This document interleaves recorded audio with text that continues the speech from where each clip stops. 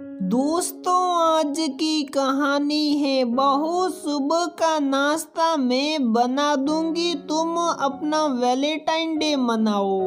दोस्तों, कहानी शुरू करने से पहले अगर आपने हमारे चैनल को सब्सक्राइब नहीं किया है तो सब्सक्राइब कर लीजिए ताकि आपके पास पहुंचे हर नया वीडियो।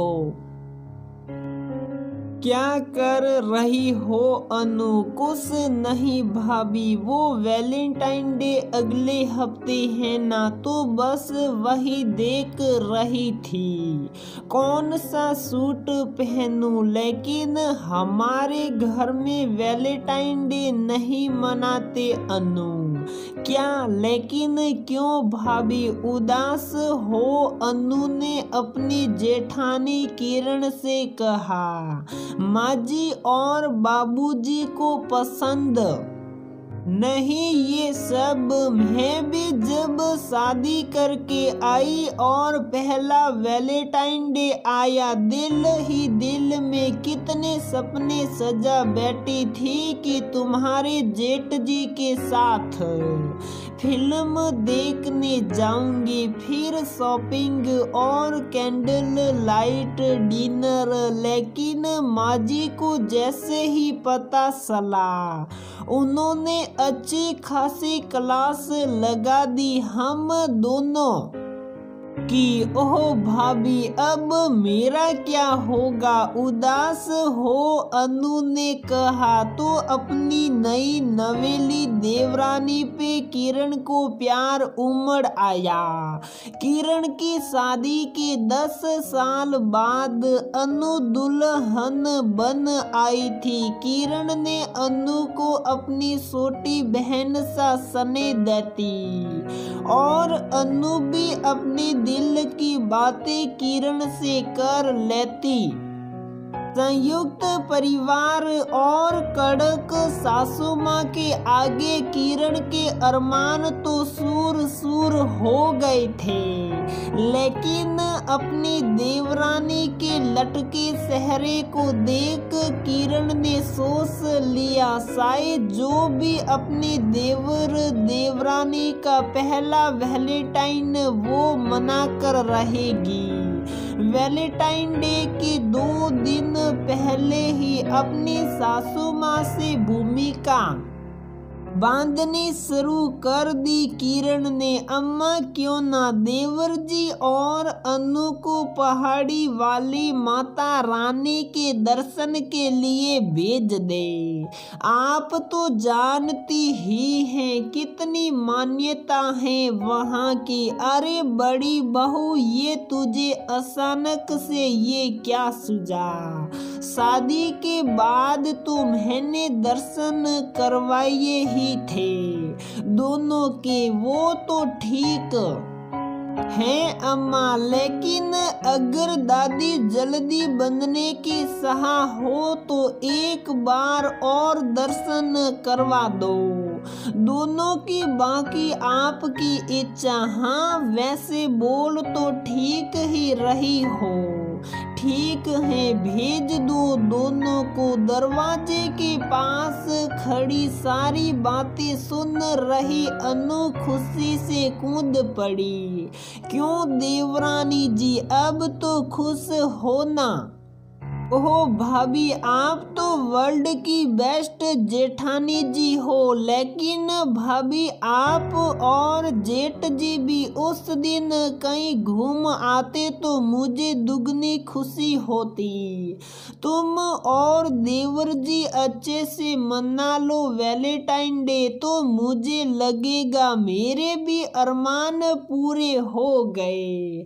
क्योंकि मैं जानती हूँ नई नई शादी के बाद के ये कुछ पल इतने प्यारे होते हैं। अब मैं तो नहीं मना पाई अपना पहला वैलेंटाइन डे, लेकिन जो खुशियाँ मैं नहीं जी पाई, मैं नहीं चाहती कि तुम उन्हें खो दो।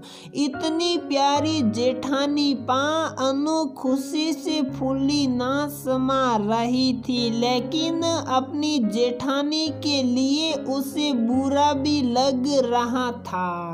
इतने सालों से जिसने खुद को इस घर के लिए समर्पित किया था, क्या एक दिन उसे नहीं मिलना चाहिए था अपने पति के साथ कुछ प्यारे पल बिताने का। अगले दिन किरण ने अपने देवर देवरानी को मंदिर के बहाने घूमने भेज दिया और घर के कामों में लग गई। वैलेंटाइन डे के दिन सुबह हर दिन की तरह नहा धो के रसोई की ओर चली ही थी कि सासू माँ की कड़क आवाज गूंजी, सुबह सुबह कहाँ चल दी महारानी जी। अचानक से सासू माँ के बदले तेवर देख किरण डर गई। रसोई में अम्मा नाश्ता बनाने, उसकी कोई जरूरत ना है, मैं कर लूंगी अकेले। क्यों अम्मा, क्या कोई गलती हो गई मुझसे? ना बहू, गलती तो मुझसे हुई है, मुस्कुराकर अम्मा ने कहा। तो किरण आंखें फाड़ अपनी सासू माँ को देखने लगी। अभी तो नाराज थी, अभी मुस्कुरा रही है, कहीं तबीयत तो खराब ना हो गई अम्मा की। जाकर कोई अच्छी सी साड़ी पहन तैयार हो जाता और अशोक को भी कह दे तैयार हो जाए, तुम दोनों आज कहीं घूम आओ। लेकिन क्यों अम्मा? किरण बहू, कल मैंने तुम्हारी और छोटी बहू की बातें सुन ली थी। अपनी देवरानी के लिए तुमने पहली बार मुझसे झूठ बोला, उसे उसकी खुशियाँ जीने का अवसर दिया, और एक मैं हूँ जो तेरे जैसी प्यारी बहू की भावनाओं को नहीं समझा, उसकी खुशियों के पल से दूर रखा। परिवार का साथ तो हमेशा ही रहता है, लेकिन कुछ पल पति पत्नी के भी होते हैं और उन्हें जीने का हक भी उनका होता है। यही छोटी छोटी खुशियाँ तो जिंदगी में उत्साह भर देते हैं। इतनी सी बात समझने में तेरी इस सास को देर जरूर हो गई बहू, लेकिन जो बात समझ गई तो और देर ना करूंगी। आज जी ले अपनी खुशियों को और मना ले अपना वैलेंटाइन डे। अरे अम्मा, वैलेंटाइन डे नहीं वैलेंटाइन डे कहते हैं, हंसते हुए किरण ने कहा और अपनी सासू माँ का प्यारा सा सरप्राइज पा खुशी से उनके गले लग गई। तो दोस्तों, हमारी ये कहानी यहीं पर समाप्त होती है। अगर आपको हमारी ये कहानी पसंद आती है तो प्लीज वीडियो को लाइक करें, शेयर करें और हमारे चैनल को सब्सक्राइब जरूर करें।